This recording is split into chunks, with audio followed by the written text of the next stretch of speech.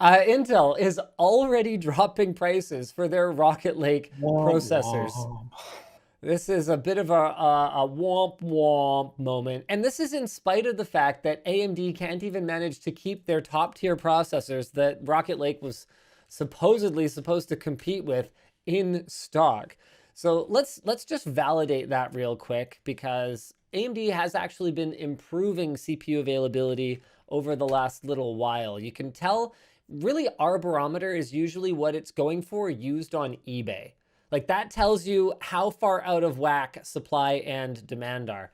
Now, 5900Xs, those are still hard to come by unless you participated in the verified actual gamer program drop that we did yesterday. 300 of those went to verified actual gamers over the course of the hour after the video launched. So that was incredible. 5950 is not a thing basically, and 5800X is actually on promo.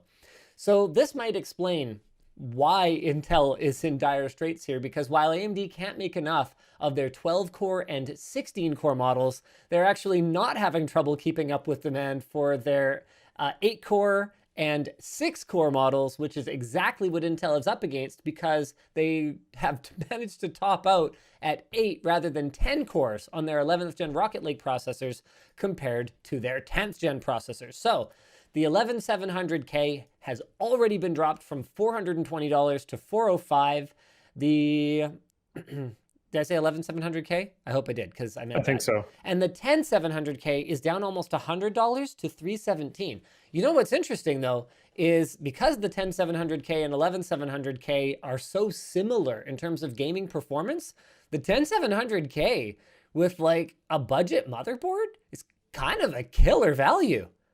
Like, Luke, hold on just a minute here. Did Intel just become the like bang for the buck budget chip maker? That would be a really spicy video to make, not gonna lie. I know, right? We should totally. Oh, wow. You'd get some reactions from that. We should Like, oh totally my. do it. If you Intel want to talk about bait titles like that. Intel is the budget king. AMD overcharges or Oh whatever. I'll my. come up with a better title than that, but like Yeah. how the turns have tabled. And the thing is, unless you need PCI Express Gen 4, 11th Gen offers basically nothing over 10th Gen. With that said, I am, oh man. If you're going for a budget processor, you probably don't need PCIe Gen 4. Well, okay, hold on a second, Luke, because the thing is that even a 10700K, it's a $317 processor. I Okay, mean, not we're that bad. talking, you're building a computer that's like $1,000 at that point, at minimum. And that's even if graphics cards aren't insane. So that's not budget. To me, budget is you're Yeah, looking but for like, what card are you going to get in that range that needs PCIe 4? I don't okay, know. but that's not the question. See, this is But no, that why. was a question. No, that's not the question, because no graphics card, even an Surprise RTX Pikachu face. like RTX 3090, okay? No graphics card Not really. requires PCI Express Gen 4. Okay, I see. I see. I see. But here's where the question gets a little spicier for me. Direct storage. Okay? Because that's the one application where all of a sudden I could go, holy crap, I spent $317 on a processor. I just got a whole rig upgrade.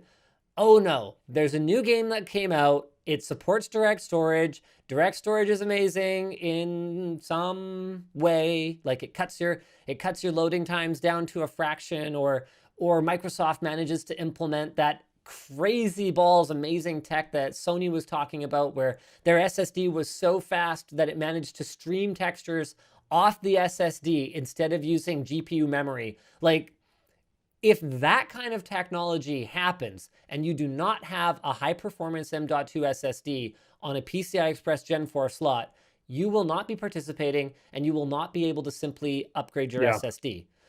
Yeah. Unless, I mean, you do have options. Actually, man, and to be clear, I'm not saying that will happen. The chances that that happens, I think, are actually pretty slim, especially because we've already seen that Then again, the games haven't really been built ground up for PlayStation 5 and Xbox Series X, so we don't actually know. But so far, it looks like It'll be a loading bit. times in particular are not affected that much compared to PC, even if you're running on a SATA SSD. So we I don't I know. Oh, sorry, I go know ahead. I know you did caveat this, but Yes, it usually takes like a couple of years for console improvements to actually hit. it does. But remember, too, I hate to use the F word, right? I hate to use the F word, but when we're talking about future proofing your rig, okay, I don't like buying stuff that I know has a solid chance of being obsolete. Now, you can hedge your bets. It won't be obsolete though. You can hedge your bets. You could buy a motherboard that you know has PCI Express Gen 4 support, and you could go, okay, well, screw it. I'll pick up a secondhand Rocket Lake in a few years down the road, and I'll swap out my CPU if I really need Gen 4. And I think there's an opportunity, if this takes off, for an SSD manufacturer that's really savvy to kind of run out and build a PCI Express Gen 3 8X card, which would have exactly the same bandwidth as an M.2 running Gen 4 at 4X, right? Because it's double going from PCI Gen 3 to Gen 4. And then if you have double the number of lanes on Gen 3, that's the same bandwidth as half the number of lanes on Gen 4. So if someone went and built like an 8X interface Gen 3 card that matched that kind of performance, and you could just plug that into your second 16X slot, which would then be running at 8X slot directly off the CPU, that would solve the problem. So clearly we have a workaround, and if this actually ends up being a problem, someone will solve it. So you know what? I can say confidently, go ahead, go 10th gen. I talked myself out of the one reason to go Rocket Lake is that it has PCI Express Gen 4 and it has 4 more lanes that go straight to the primary M.2 slot instead of running all the lanes either to the 16X graphics card slot or through the chipset.